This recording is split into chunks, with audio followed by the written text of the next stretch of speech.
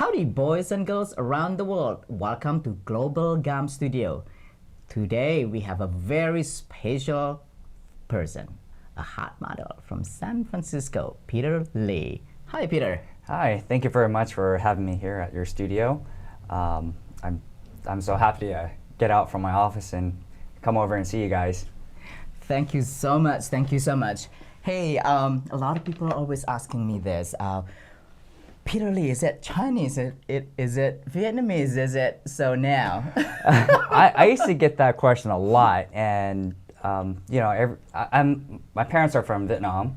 I was born and raised in America, but the last few times I went to Asia, I would get mixed ethnicity. They would, for example, I went to China. They thought I was Chinese, and then when I went to Japan, they thought I was Japanese. Yeah. Well, you're pretty international. Yes. Talking about Japan, I heard that recently you just got back from Japan, and tell us about. It was a great trip. I was originally wanting to spend 2 weeks in Japan, but I ended up staying for a whole month. I met a lot of great people over there. The community over there is a little bit smaller than I thought, but I was able to go out to a few clubs and meet some people in Japan. Besides that, the whole structure of Japan is very efficient in terms of transportation and fresh food. So that's what I like about it. Cool. What is your worst experience in Japan? Worst experience? The time zone. Once I was over in Japan, I need to go I need to be on Skype to talk to, my business partners, and, we're like 13 or 15 hours ahead. So by the time I needed to go Skype with them, it's really too late over there. So everything was done in email. Right. But besides that, I really, that was basically the only thing. Wait, another thing, one more thing. Okay, one was the time zone, and the second is the conversion rate. Oh. Yeah, it's horrible over there. So now, I'm trying to dig in some more for your fans all over the world here. Right. What is it you actually do? What do I actually do? Oh, man. I think I'm a tricks of all trade. I worked in so many different jobs and got a lot of experience out of it. I used to do car sales. I used to, sell insurance.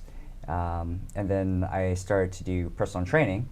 And then it progressed where I start modeling and start producing and start building a brand. And it takes a lot of work. I mean, I'm glad that I did all those small jobs to have a knowledge of different fields so I can put all of it in one industry. Yes, that's correct. It's correct. It always helps when you have so many talents and experience in so many fields. Right. So, one thing that I am experienced with is just I know a little about everything.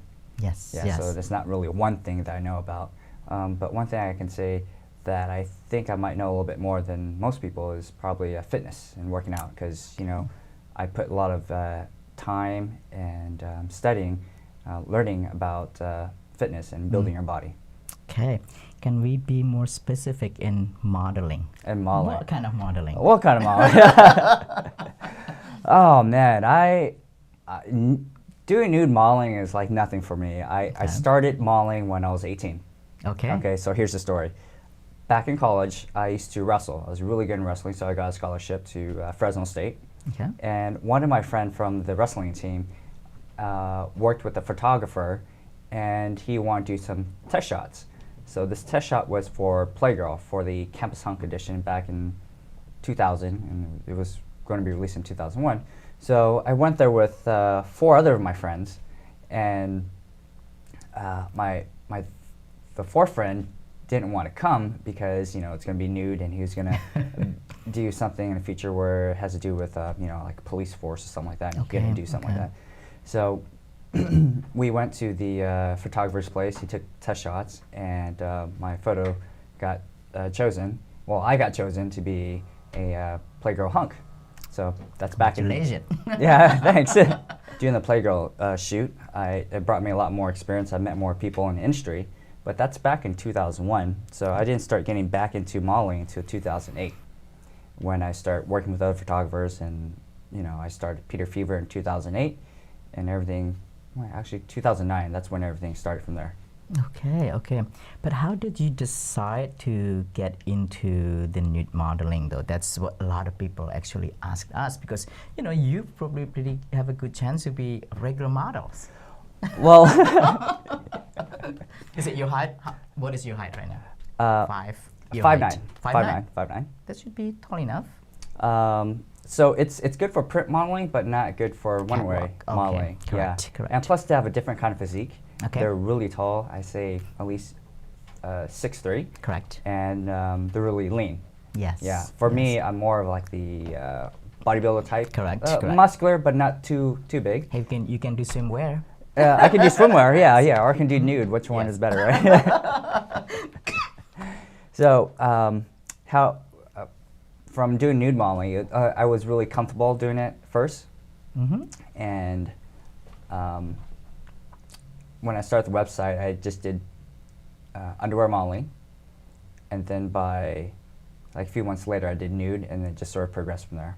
So for those who doesn't know Peter Fever, can you explain more specifically?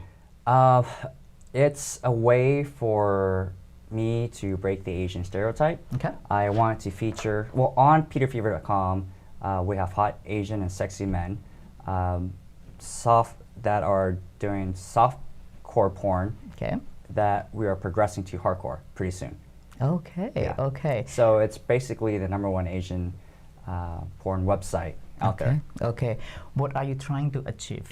What I'm trying to do is to break the Asian stereotype. I'm trying to change the mold of what other people have put Asians in. Okay. So for example, like in the porn industry, most of the Asian models or performers are bottoms, and they're really they're perceived as the feminine type. Okay. There's nothing wrong with it, but Correct. everybody's put in a position where they're like a girly girl. Okay. So what I want to do is switch the role around by having Asian guys, like muscular, hunky, sexy guys, to top other ethnicities. Okay. Talking about top and bottom. Right. I do have a question now, and you may answer or you may not answer this. I don't know.